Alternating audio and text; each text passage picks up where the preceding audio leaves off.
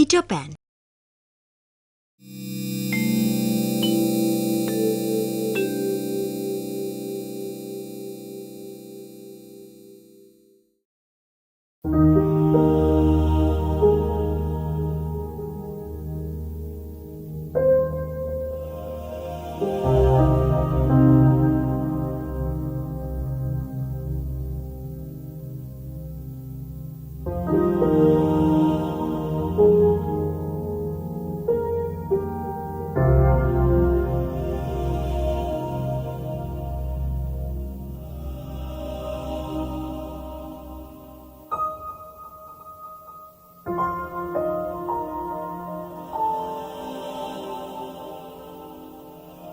उसके पास आकर खड़ी हो गई।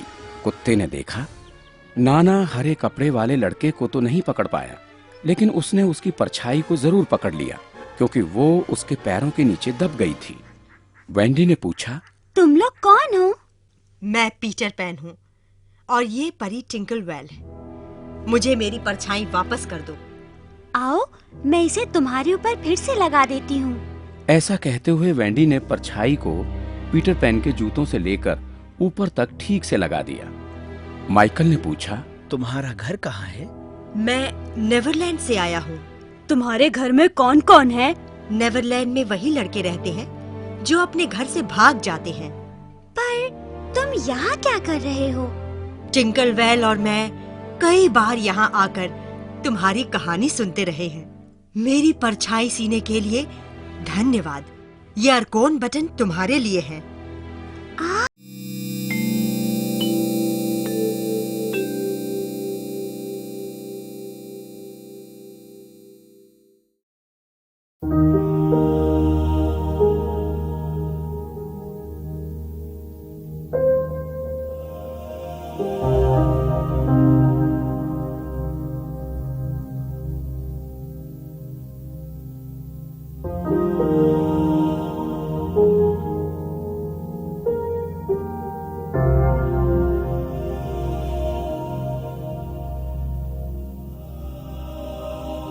रहे हैं।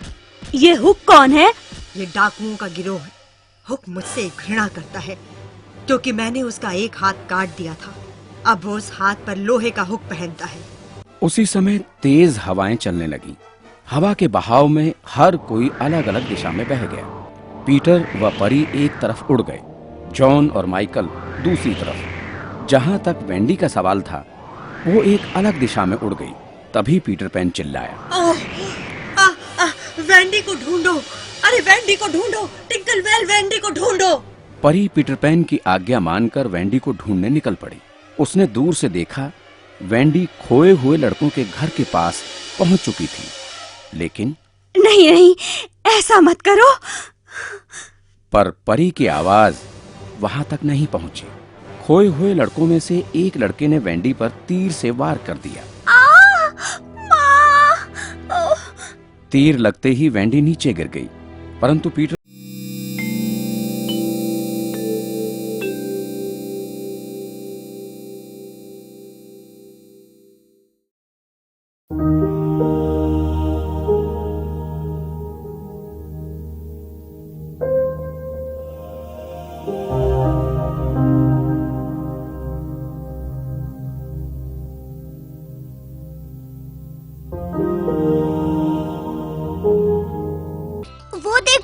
ऊपर कौन आ रहा है? सब बच्चे खेल छोड़कर ऊपर देखने लगे। उन्होंने डाकुओं के समूह को देखा। ये लोग एक भारतीय राजकुमारी टाइगर लिली का अपहरण करने की कोशिश कर रहे थे। राजकुमारी, मैं तुम्हें बचाऊंगा। पीटर पैन ने जाकर राजकुमारी को नौका से निकाल लिया। इसमें एक मगरमच्छ ने उसकी मदद की। मगरमच्छ को अपनी तरफ आता देख डाकू घबरा गए। डाकुओं का नेता हुक इस विफलता से निराश हुआ। उसने पीटर पैन को पकड़ने की कोशिश की, पर सफल ना हो सका।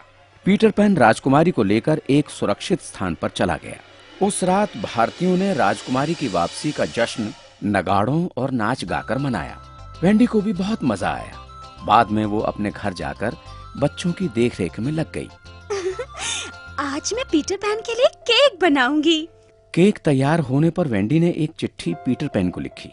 उसमें उसने पीटर पैन से घर आकर केक खाने का अनुरोध किया। ये सब कुछ कैप्टन हुक खिड़की से देख रहा था। कौन है?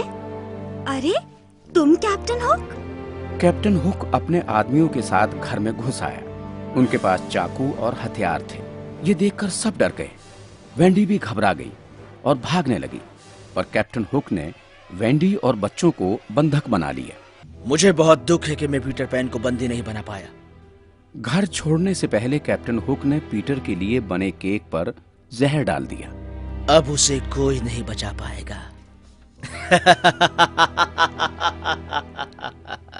पर टिंकलवेल परी ने सब कुछ देख लिया था। पीटर जब घर आया और वो केक खाने बैठा, तभी परी ने धक्का मारकर केक नीचे गिरा दिया। अरे परी, तुमने ये क्या किया? परी ने पूरी बात पीटर पैन को बताई। दोनों ने डाकुओं के जहाज पर जाने का फैसला किया। जहाज पर पहुंचने के बाद पीटर पैन केबिन की तरफ गया।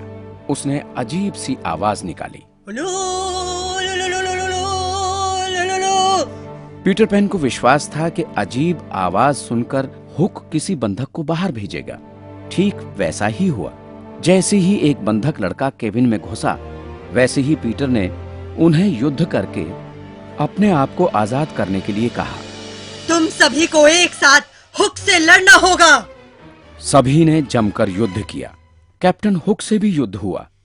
अंत में हुक बचने के लिए जहाज से कूदा, लेकिन वो नीचे सीधे मगरमच्छ के मुंह में समा गया। मगरमच्छ कैप्टन हुक को निगल गया। कैप्टन हुक के मरते ही चारों तरफ तालियां गूंजने लगी। अब हमें अपने घर जाना चाहिए।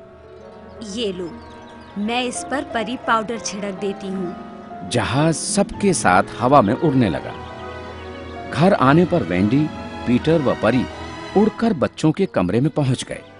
वेंडी के दोनों भाई और भागे हुए लड़के